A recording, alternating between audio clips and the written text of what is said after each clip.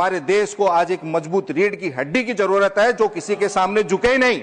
Israel बाप होगा किसी और का, हमें अपनी मातृभूमि के नौजवानों के लिए ये जो आपने 1628 खरब 41 अरब का विनियोग अप्रोप्रिएशन बिल आप लेके आ रहे हैं, इसमें मिडिल क्लास और गरीब है का?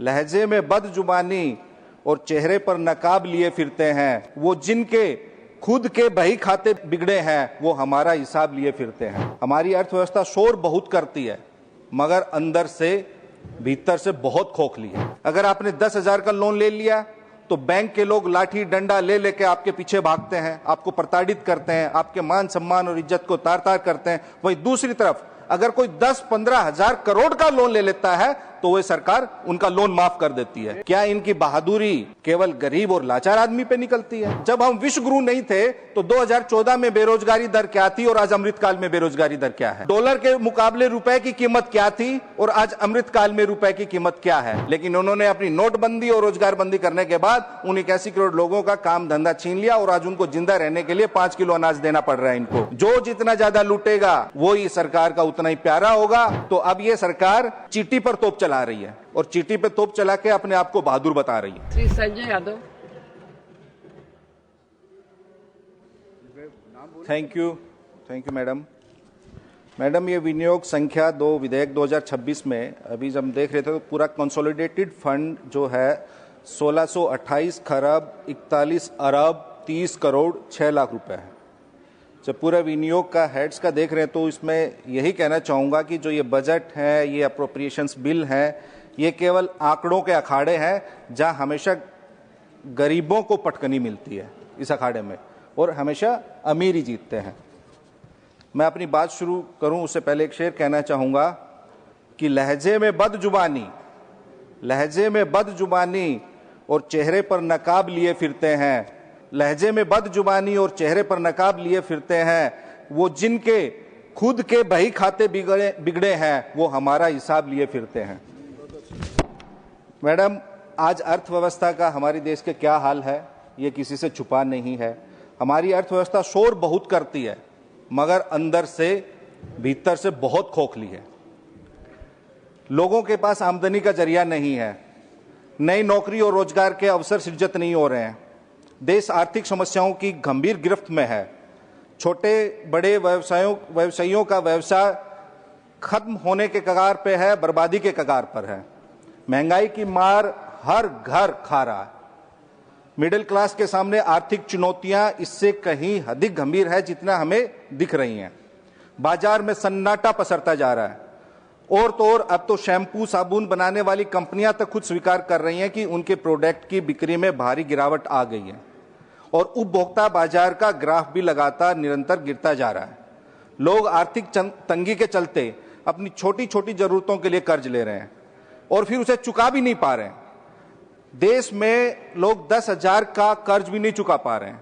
10,000 का कर्ज जो लोन लेते हैं वो भी डिफॉल्ट कर रहे हैं। अगर आपने 10,000 का लोन ले लिया तो बैंक के लोग लाठी डंडा ले लेके आपके पीछे भागते हैं, आपको प्रताड़ित करते हैं, आपके मान सम्मान और इज्जत को तार तार करते हैं। वहीं दूसरी तरफ अगर कोई 10-15 हजार करोड़ का लोन ले लेता है तो वह सरकार उनका लोन माफ कर देती है। लेकिन मध्यम वर्ग के लोग अगर 10,000 का लोन ले लिया तो उसको प्रताड़ित करते हैं। आम आदमी का 1-2 EMI बाउंस हो जाए किसी कारणवश से, उस आदमी को बैंक खास तरीके से प्रताड़ित करके उनका जीना हराम कर देते हैं और वहीं बड़े सरकार के जो इनके लाडले हैं, दुलारे हैं, प्यारे हैं, वो बड़े बड़े उद्योगपति अरबों का खरबों का लोन लेके आराम से विदेश में फुर हो जाते हैं तो उनको ये कुछ नहीं कहते। क्यों? क्या इनकी बहादुरी केवल गरीब और लाचार आदमी पे निकलती है? क्या इनके नियम खाली गरीब के लिए और अमीरों के लिए ये खाली उनको छूट देते हैं? अब मैडम, कोई भी बात करो, चाहे अर्थव्यवस्था की बात करो, चाहे आप ज्वलंत मुद्दों की बात करो, किसान की बात करो, कृषि की करो, रोजगार की बात करो, तो ये देश को 2014 से पहले के मोड में लेके जाते हैं। इनका गियर 2014 से शुरू होता है। अब हम पूछते हैं 2014 से पहले जब हम विश्व गुरु नहीं थे, हम तथाकथित अमृत काल में नहीं जी रहे थे, तो उस वक्त जब हम विश्व गुरु नहीं थे तो 2014 में बेरोजगारी दर क्या थी और आज अमृत काल में बेरोजगारी दर क्या है? जब हम विश्व गुरु नहीं थे 2014 में, उस वक्त डॉलर के मुकाबले रुपए की कीमत क्या थी और आज अमृतकाल में रुपए की कीमत क्या है। पिछले 10 साल में मोदी सरकार के कार्यकाल में 35% रुपए की कीमत गिरी है। मैडम, 2014 में जब हम विश्व गुरु नहीं थे, उस वक्त पेट्रोल, डीजल और गैस सिलेंडर की कीमत क्या थी और आज अमृतकाल में क्या है। 2014 में जब हम विश्व गुरु नहीं थे और अब 2026 के अमृतकाल में तेल, चीनी, दाल, सब्जी, आलू, प्याज, टमाटर की कीमत क्या है और तब क्या थी। 2014 में जब हम विश्व गुरु नहीं थे, उस वक्त बस का और ट्रेन का किराया क्या था और आज क्या है। 2014 से पहले आईआईटी, आईआईएम या हमारे जो स्कूल की फीस क्या थी, आज क्या है। तो मैडम, हर तरफ से गरीब और मिडिल क्लास का इनकी महंगाई की मार सहनी पड़ रही है। हाँ, 2014 से पहले 81 करोड़ लोगों को 5 किलो अनाज नहीं मिलता था जिंदा रहने के लिए, लेकिन अमृतकाल में मिलता है। क्यों? क्योंकि 2014 से पहले उन 81 करोड़ लोगों के हाथ में काम था, रोजगार था, लेकिन उन्होंने अपनी नोटबंदी और रोजगार बंदी करने के बाद उन 81 करोड़ लोगों का काम धंधा छीन लिया और आज उनको जिंदा रहने के लिए 5 किलो अनाज देना पड़ रहा है इनको। 2014 से पहले जीवन बीमा पे टैक्स नहीं देना पड़ता था, लेकिन अब देना पड़ता है। तो मैडम, और अब 5 ट्रिलियन की इकोनॉमी बनानी है इन्होंने, लेकिन 81 करोड़ लोगों को 5 किलो अनाज देंगे जिंदा रहने के लिए। तो आप 81 करोड़ गरीबों को अनाज बांट के आप 5 ट्रिलियन इकोनॉमी का सपना देख रहे हैं। देखिए, अच्छी बात है।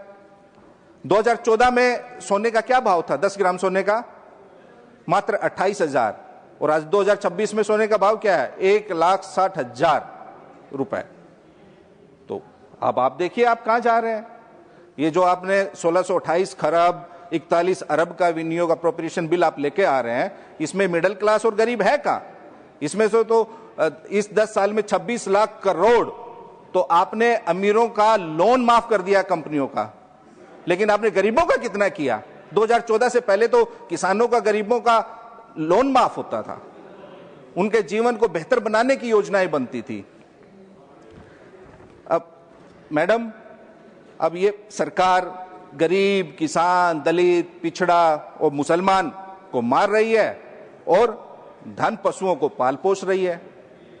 जो जितना ज्यादा लूटेगा, जितना ज्यादा अधिक कॉर्पोरेट लोन लेगा, वो ही सरकार का उतना ही प्यारा होगा। लेकिन जो गरीब मेहनत से काम करेगा या ऐसे जो हमारे उद्योगपति अधिक रोजगार के अवसर सृजित करेंगे, उनको विभिन्न एजेंसियों से डराएंगे, धमकाएंगे या और कुछ करेंगे, सब जानते हैं। तो महोदय, मेरा यही कहना है मैडम स्पीकर कि किसान के लिए, नौजवान के लिए, गरीब के लिए इस सरकार ने गरीबी, महंगाई, बेरोजगारी खत्म करने की कोई ठोस नीतियां नहीं बनाई है, कोई योजनाएं नहीं चल रही है। मनरेगा जैसी जो योजना चलती भी थी, जहां ग्रामीण भारत में हमारे लोगों को रोजगार भी मिलता था, उसका भी केंद्रांश और राज्यांश का जो 90 और 10 का अनुपात था वो भी घटा दिया और उस पूरी योजना को समाप्त करने की ओर पे एक नई योजना की इन्होंने शुरुआत की। तो कहना यही है, इस सरकार का गरीबी पे, बेरोजगारी पे कोई ध्यान नहीं है। हमारी रेलवे की या सेना की जो नौकरियां थी वो भी खत्म कर दी हैं। तो अब ये सरकार चीटी पर तोप चला रही है।